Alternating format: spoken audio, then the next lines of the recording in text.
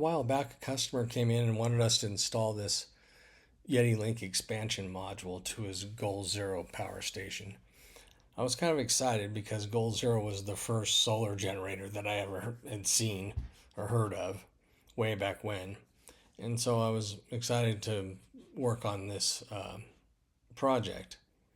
He had started it and couldn't complete it and wanted me to finish it. Well, as I got into it, things didn't seem right, and I tried to contact their tech support, and I wasn't getting answers to simple electrical questions.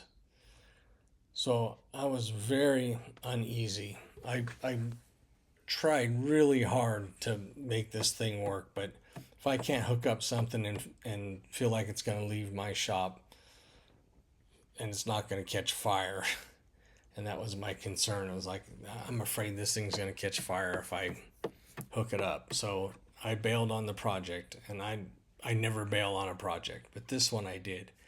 And then he came back in the other day, and here's the recall for the module. He was like, I'm glad we didn't hook that up. And so you can see the details here for this. So if you have one of these and they didn't contact you, or you didn't register it, or maybe you bought it used, you may want to look into this and see if you're affected by this recall. Thanks for watching. I hope this helps somebody. I really feel vindicated on this because I never bail on a project. And this one, I really felt like I had to.